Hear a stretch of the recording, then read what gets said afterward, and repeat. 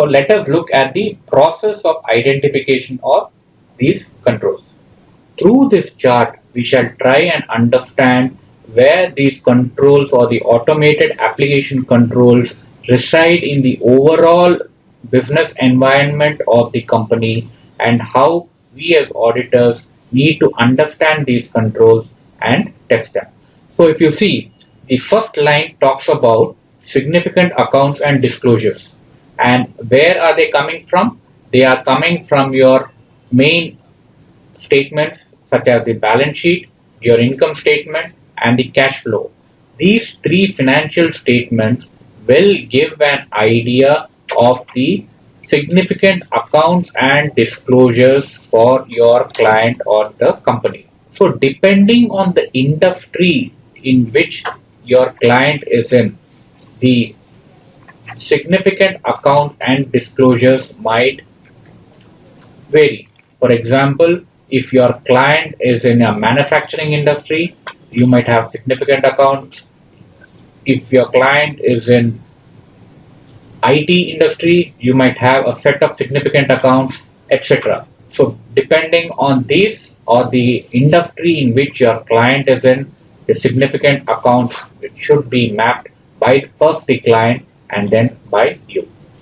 Once these significant accounts and disclosures are mapped, the next step in this procedure is to identify the major business processes that are contributing to the line items in the client's financial statements.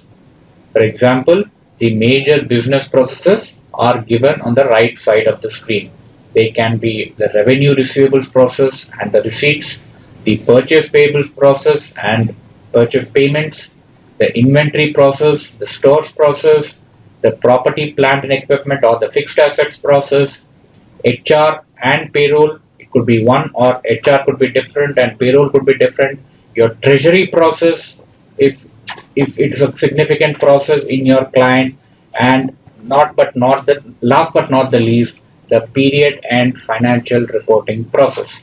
So these could be some of the indicative business processes that your client might have in their business environment.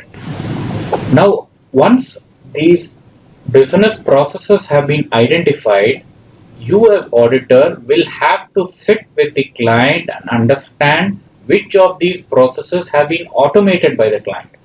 Now, it is possible that the client has not automated any of these processes, or the client is very robust and has automated all the processes, or it's also quite possible, and this is largely the case, wherein the clients have automated certain processes and certain other processes are manual. Even within these certain automated processes, the client would have only automated some functions or some transactions and not all the transactions. Is this confusing? Let me make it simpler. For example, if the client has a purchase and payables process, and as it is possible that the client has automated only the purchase order creation and the purchase order approval. He has automated, or the client has automated only till this part. The once the purchase order is approved, the invoice processing and the payment could be a manual process. So you need to understand from the client first which are the major processes, from those major processes which have been automated, or the levels of automation that the client has done, and then the next step would be to understand the controls within these processes. Because if you remember, I had said in the earlier slide that the more you automate, or the number of processes that you automate, there is also a heightened risk of compromise of data or transactions or controls within an automated process. Therefore, for the client to have a robust organization, they need to have a robust internal control framework in place. So if they have automated, then they also need to have certain internal controls in place. So once you have understood the processes and the automation and also the internal control framework, there could be three types of controls that the client would have put in place. The first is manual controls, which is not dependent on IT. In the example that I took earlier, up to the purchase order approval process, it could be automated, but the vendor payment could be a manual process. So controls surrounding the vendor payment process could be a manual control. The second is the automated control. Here we are talking again, if you see, I have listed down the various types of automated controls: embedded calculations, configurations, automatic account posting, user access, and segregation of duties. Now, these are the automated controls that the client should have put in place as part of their automation. The third is IT dependent controls.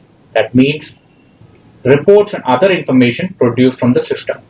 To give an example, it is possible that the client has a report which shows the aging outstanding debtors balance. This comes automatically from the system, but the review of that aging outstanding debtors balance report is a manual process wherein either the debtors manager, whoever is duty is to look after the debtors, or whoever job duty is to look at the outstanding debtors, will look at each account code, look at each debtor, find out what is the outstanding and take appropriate action. Now this review is a manual process and hence it's a manual control. So, but it is dependent on an IT report that is coming from from the ERP. Therefore, it is an IT dependent control. Therefore, the control surrounding the extraction of the report would form the IT control, while the review of the report would be a manual control.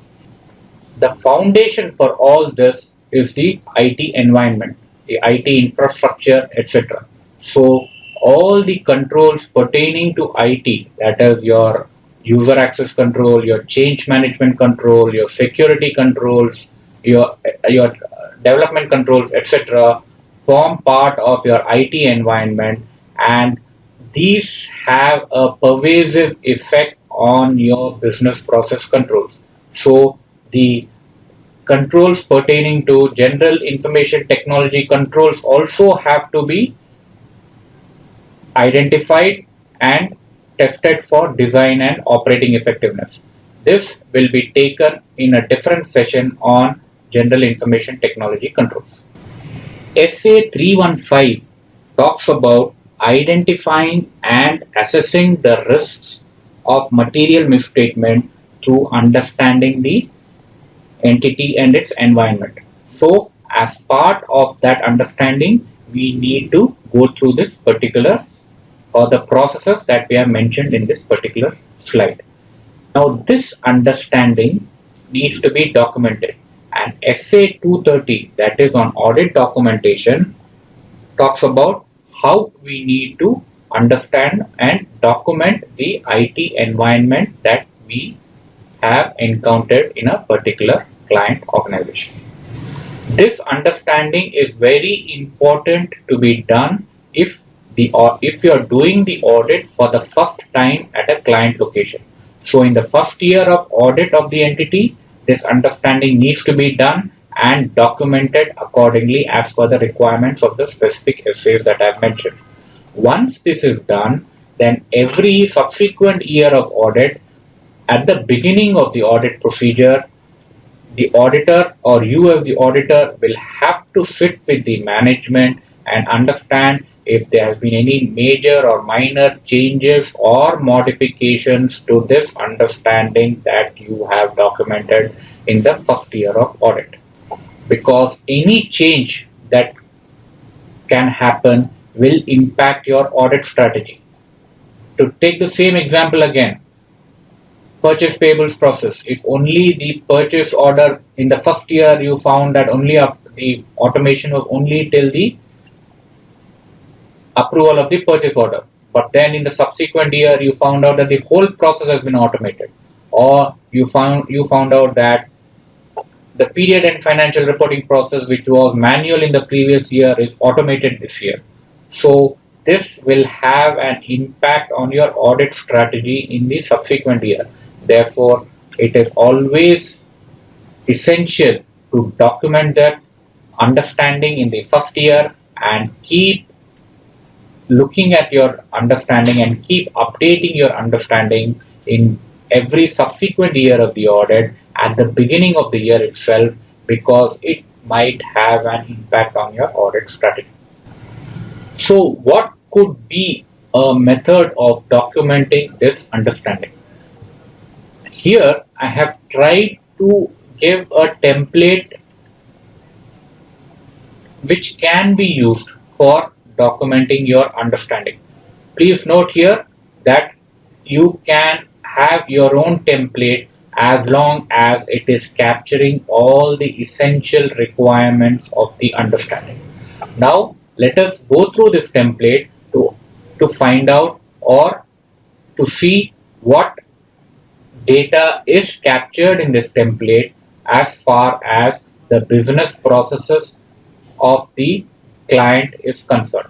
So if you see in the columns, we have the IT system that the client is using, the significant accounts and disclosures belonging to the client, major business processes and cycles in the client location, relevant for financial reporting whether yes or no, and in these major business processes and cycles whether there are any automated controls configured within the system or application, yes or no. So here we see that the client typically has three applications which they have implemented: SAP, Paymaster, and interface between Paymaster and SAP. SAP is their main ERP, Paymaster for their HR and payroll process, and once the payroll process is completed at the end of the month, the data has to be transferred to SAP. So there is an interface between Paymaster and SAP. I shall explain what an interface means. So if you see SAP, what are the significant accounts and disclosures?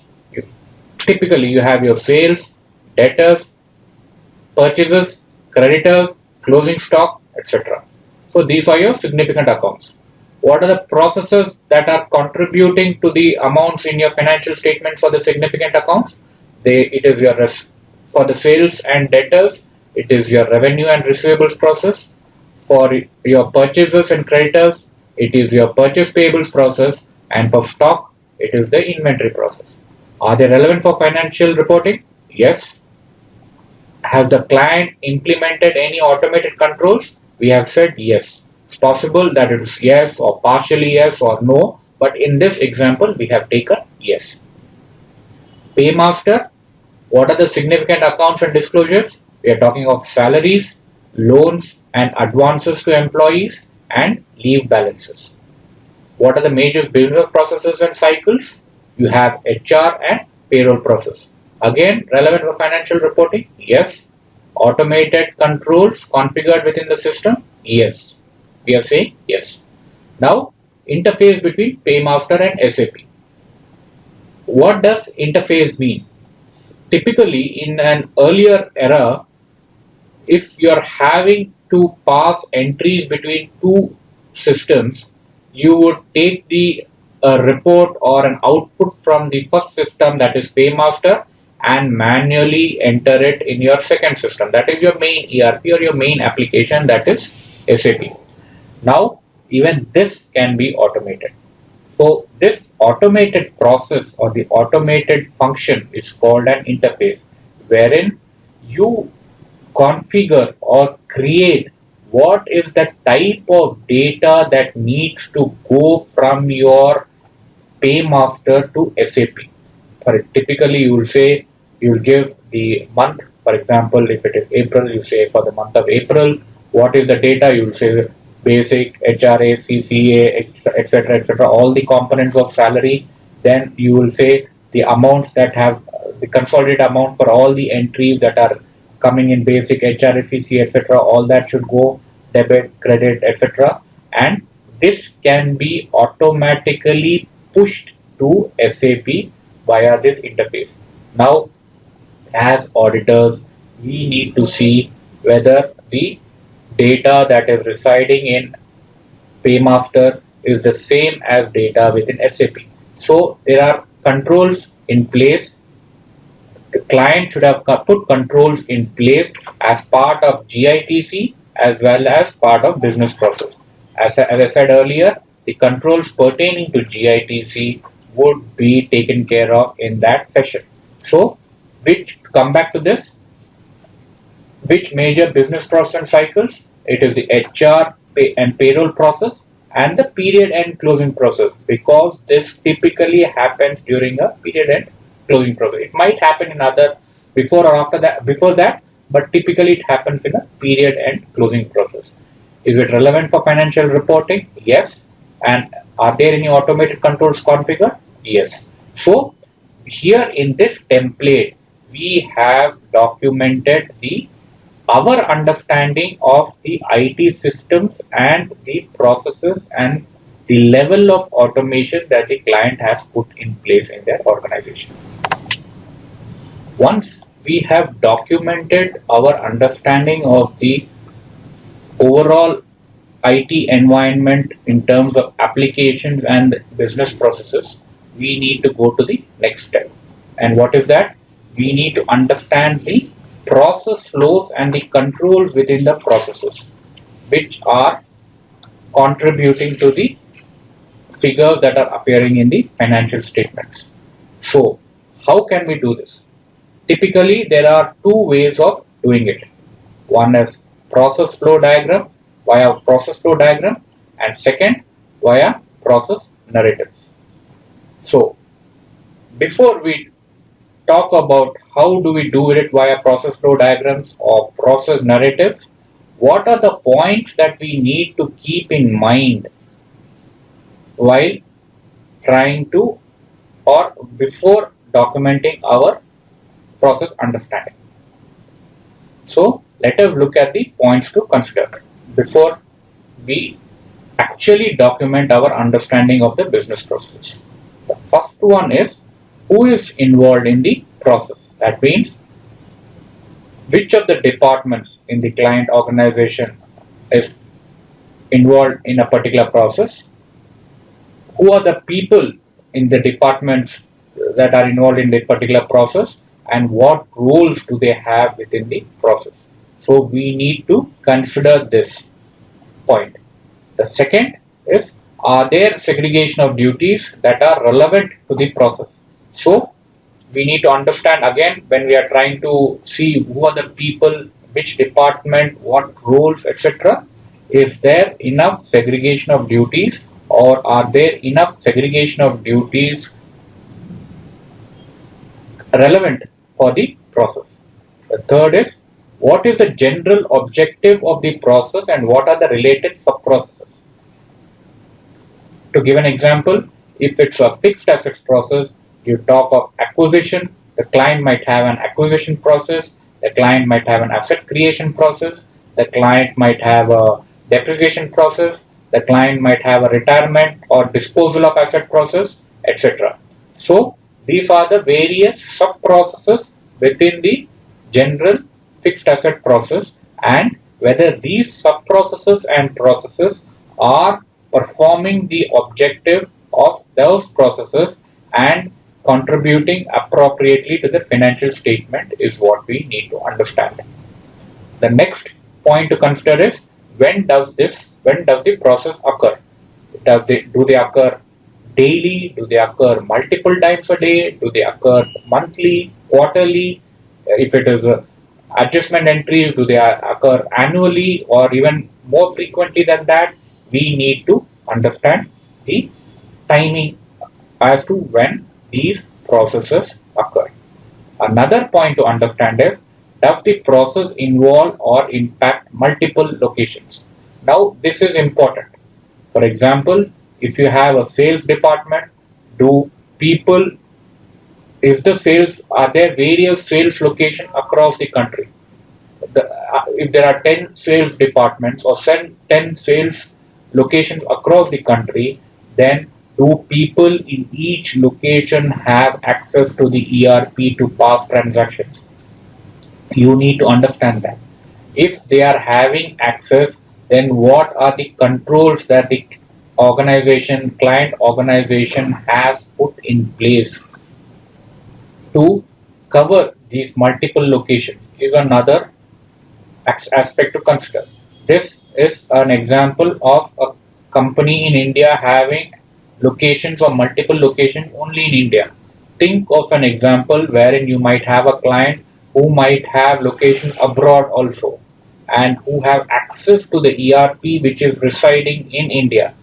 Example again, a client say in Europe or a client in India with its head office in India, with its ERP in India, have location say in Europe, and people sitting in the client location in Europe has access to an ERP in India to pass transactions, to pass entries. So what are the you need to have an understanding of that point and need to understand what are the controls the client has put in place. So this is a key point to consider. Another point is what are the tasks within the process and in what sequence do they occur. Again, take a fixed assets process, acquisition, creation, depreciation, disposal or retirement. This could be the task, and within this could be the sub process, and within the sub process there could be tasks. So in what sequence do they occur, etc. You need to understand. Another point to consider: what are the points in the process at which a misstatement, including a misstatement due to fraud, can arise? This is a key point. So if there are sub processes, within the sub process there are various tasks. All the tasks might not contribute to a misstatement. So you as an auditor should understand before documenting a process as to you need to step back and think as to in which part of this process is there a possibility of a misstatement. Again, this will determine your audit procedure accordingly. Another point, what control activities address the risk. So once you know which are the processes, what are the locations, what are the risks that are involved in each of these activities, then you need to understand, have any controls being put in place by the client to address this risk. Please note, I am giving you points to consider even before you step into the audit location to perform an understanding, to document the understanding. These are some generic points which can apply to any client. You need to prepare first before you enter the client location. Another point is what is IP, which IP is involved, that is information produced by the entity or processed by the entity. That means which report, which data is involved in that particular process. I gave you an example of a review of an aging outstanding debtors balance. The review is a control, but the data that is reviewed is coming from the application, that is the aging outstanding debtors balance. So in your revenue receivables process, this report becomes key. And which are the applications that are involved within the process and how are they involved? Are they involved only to record transactions? Are they involved for approval? Are they involved for producing IPE or data? You need to document that. So you need to keep this point in mind when you are about to step into a client location. So once you have all these points in mind to ask from the client, then you need to step into the client location and understand the process and document the client's process. Now let us take an example.